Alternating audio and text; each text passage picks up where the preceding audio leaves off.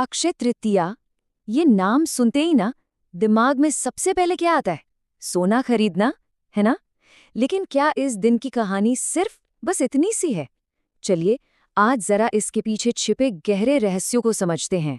हाँ, तो हम में से ज्यादातर लोगों के लिए अक्षय तृतीया का मतलब ही यही बन गया है, सोना खरीदो, एक अच्छा इन्वेस्टमेंट करो। और सच कहूं तो मार्केटिंग ने हमें यही सिखाया भी है। पर क्या हो अगर ये पूरी कहानी का सिर्फ एक बहुत ही छोटा सा हिस्सा हो?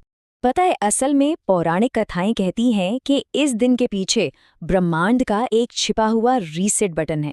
सोचिए जरा, एक ऐसा दिन जो समय की सारी सीमाओं को पार कर जाता है और जिस दिन किए गए काम का असर हमेशा हमेशा के लिए रह सकता है।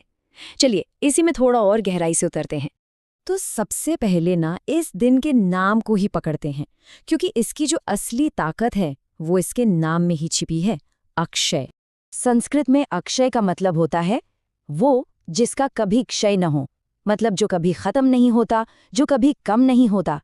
ये शाश्वत है, अविनाशी है। और जानते हैं, यही वो धागा है जो इस दिन से जुड़ी हर एक कहानी को एक साथ पिरोता है। तो सवाल ये उठता है कि अक्षय यानी अविनाशी होने का ये आइडिया ये आता कहाँ से है?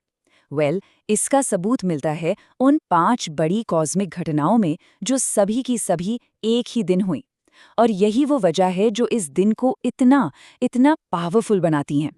जी हाँ, पूरे 5 चमत्कार। सोचिए, 5 ऐसी घटनाएं जिन्होंने यूनिवर्स के इतिहास को एक नई शक्ल दी, और ये सब की सब अक्षय तृतीया के दिन ही हुई।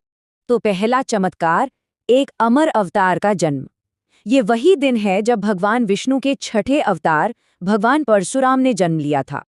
और परशुराम जी को जो बात सबसे खास बनाती है ना, वो ये है कि वो उन 7 चिरंजीवियों में से एक हैं।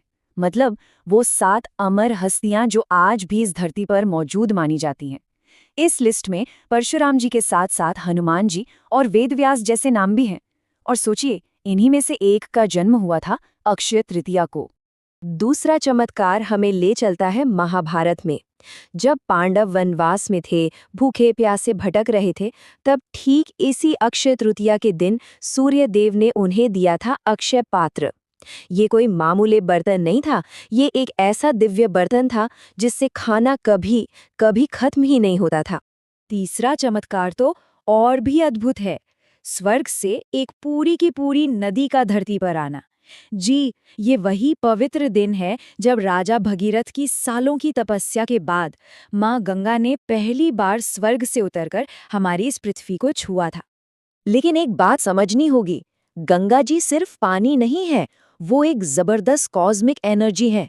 उनका फोर्स इतना इतना ज्यादा था कि अगर वो सीधे धरती पर उतरती ना, तो हमारी पृथ्वी अपनी एक्सिस से ही हिल जाती, शायद तबाह हो जाती। और इसीलिए भगवान शिव ने उस पूरी ऊर्जा को अपनी जटाओं में समेट लिया, ताकि पृथ्वी उस दिव्यता को, उस शक्ति को बिना नष्ट हुए अपना सके।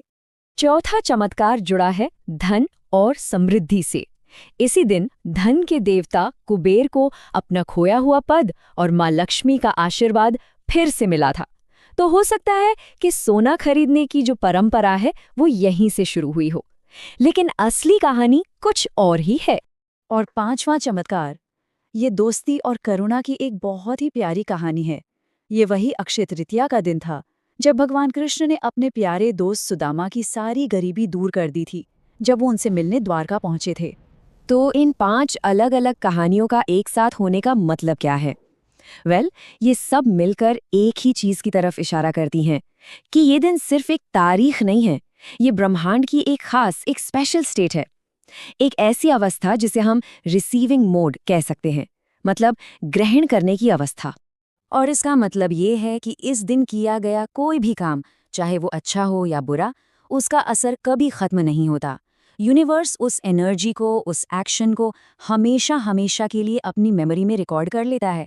मतलब जो बीज इस दिन बोया गया वो अनंत काल तक फल देता रहता है। तो आप जरा सोचते हैं कि असल में अक्षय क्या है? सोना? सोना तो समय के साथ घिस भी सकता है, खो भी सकता है ना? लेकिन इस दिन किया गया एक नेक काम, एक अच्छा कर्म, वो एक एनर्जेटिक एसिड बन जाता है। एक ऐसी ऊर्जा वाली संपत्ति जो यूनिवर्स की याद में हमेशा के लिए दर्ज हो जाती है। तो ये सारी बातें हमें एक बहुत ही गहरे सवाल पर लाकर खड़ा कर देती हैं। अगर इस दिन किया गया हर काम हमेशा के लिए रहने वाला है, तो फिर हम कैसी विरासत बनाना चाहेंगे? तो इस बार अक्षय तृतीया पर सिर्फ तिजोरियां भरने के बारे में ही क्यों सोचना? क्यों ना उन कामों पर ध्यान दिया जाए जो हमारे अंदर के उस शाश्वत तत्व को जगाते हैं, ऐसे काम जो यूनिवर्स को भी कुछ अच्छी यादें दें। तो आखिरी सवाल यही है कि इस अक्षय तृतीया पर कौन सी अविनाशी विरासत बनाई जाएगी? और इसका जवाब सोना नहीं, बल्कि हमारे कर्म देंगे। सोचने के लिए एक अच्छी बात